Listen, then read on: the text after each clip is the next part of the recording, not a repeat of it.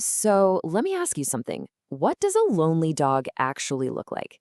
And to be clear, I'm not talking about a dog who's just kind of bored on a rainy Tuesday, and I'm definitely not talking about a dog who's just hungry and trying to guilt trip you for dinner. I mean, truly, deeply lonely. Do you know the actual signs? Because chances are, if you're like most pet owners, you might be missing them entirely. It's incredibly easy to misinterpret what loneliness looks like in our dogs, mainly because we naturally view their behavior through a very human lens. Okay, right off the bat, let's talk about expectations versus reality, because this contrast is absolutely foundational to understanding this topic. On one hand, we have the expectation, the loud, unavoidable signs. We just assume a lonely dog is a destructive dog. They're chewing up the couch, destroying your favorite pillows, or whining nonstop at the front door. But the reality? The reality is entirely different. True loneliness in a dog is often quiet. It's incredibly small. And tragically, it is super easy to mistake for a cute personality quirk instead of a profound emotional need. Once you know what to look for, I promise you'll start seeing these subtle indicators everywhere. Let's start breaking down the actual signs, starting with one that almost every owner gets completely wrong. So, our first telltale sign is what we call parenting their toys. Now, you've definitely seen this, and you probably thought it was just the sweetest thing. You likely bought the toy thinking they were going to rip it to shreds. But instead, your dog gently picks up this little stuffed animal, carries it super carefully from room to room, licks it, nudges it, and curls all the way around it when they sleep. I mean, sometimes they hold it so delicately in their mouth, it literally looks like they're afraid to drop it. We see that and think, oh, they just really love their new toy.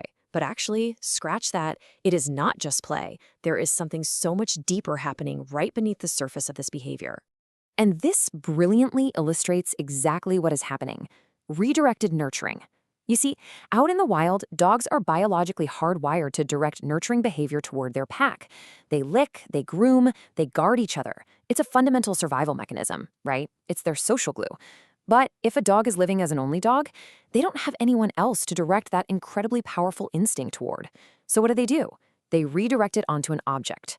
To them, in that moment, that stuffed animal on the floor isn't actually a toy. It's a stand-in for a pack member that your dog simply doesn't have. That brings us to a second, deeply misunderstood behavior: locking on to every single dog they see, even from a mile away. Picture this. A car window cracks open a couple of streets over, and your dog's entire body goes completely rigid. Or maybe there's a dog on a leash way down at the end of the block, and your dog just cannot pull their eyes away. Their ears go straight up, their tail goes high, and you might hear this very low, barely there whine forming in their throat. It's this magnetic, intense focus that just instantly stops them dead in their tracks.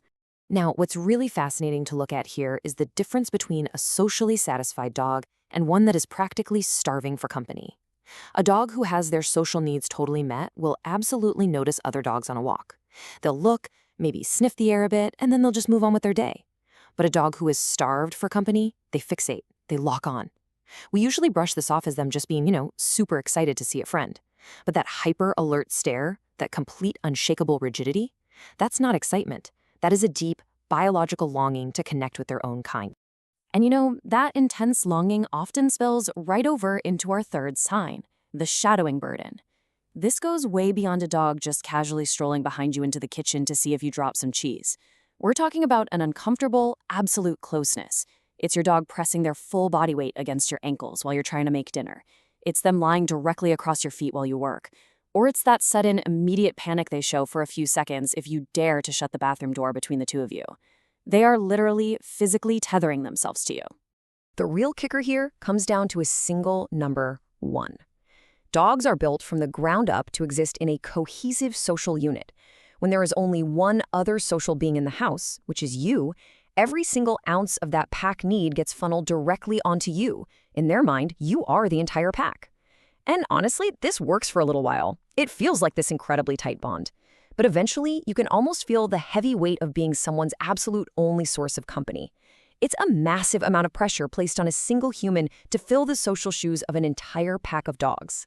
Because you are just one person, we start to see the emergence of these unmet rituals. You'll catch these in weird, quiet little moments throughout the day. Maybe your dog drops a toy at the foot of your bed every single night exactly as if they're leaving it for someone else to find. Or they bark just once at the front door before you've even gotten up to open it, perfectly mimicking the way a dog signals to a packmate that, hey, the perimeter has been breached. Or maybe they circle around and finally flop down in a space on the rug that is very clearly meant for two dogs, leaving an obvious empty space right beside them. It is so absolutely vital that we completely reframe how we look at these actions. These are not just funny little quirks we should be laughing at. They are leftover survival instincts from a species that evolved over thousands of years to never eat alone, never sleep alone, and never patrol their territory by themselves. Your dog is basically acting out their half of a biological script, but there is no one there to read the other half. There are instincts with completely nowhere to land in a solitary environment. But perhaps the most telling indicator, our fifth and final sign today, is the one that kind of gives the whole game away. It happens when your dog goes fully, completely silent and still when another dog finally leaves. Imagine you bring a friend's dog over, or you have a really great sustained play date at the park. They're wrestling, chasing, perfectly mirroring the other dog's energy in that beautiful, easy way that dogs uniquely communicate with each other. It's amazing to watch. But then, the visit has to end. Let's walk through what the source material actually calls miniature grief, because honestly, watching these specific steps unfold is truly heartbreaking once you realize what it actually means. Step 1, the visit ends, the other dog leaves. Step 2, just watch their body language as they take that incredibly slow walk back inside the house. Step 3, they let out this long, heavy sigh. And step 4, they flop onto the floor and they purposely face the door the other dog just walked out of. Make no mistake, that is not just them being physically tired from playing. That is grief in miniature. A dog who didn't deeply, fundamentally need that social interaction just wouldn't feel its absence that intensely. And all of this culminates in perhaps the most powerful takeaway from our explainer today. When you start seeing all of these signs, the redirected nurturing, that fixated longing on walks, the constant shadowing, the unmet rituals, and that heavy, silent grief after a playdate, you really have to realize something profound. That isn't just generic affection for other dogs. That is your dog telling you, in literally the absolute only language they possess, that one half of their world has been missing the whole time. Which leaves us with this final thought for you to reflect on as we wrap things up. What is your dog trying to tell you in those quiet moments? Now that you know the vocabulary of the silent language of canine loneliness, take a closer look at your own pet tonight. Are they just resting, or are they waiting for a packmate that isn't coming? Understanding this absolutely fundamentally changes how we view our responsibility to our canine companions.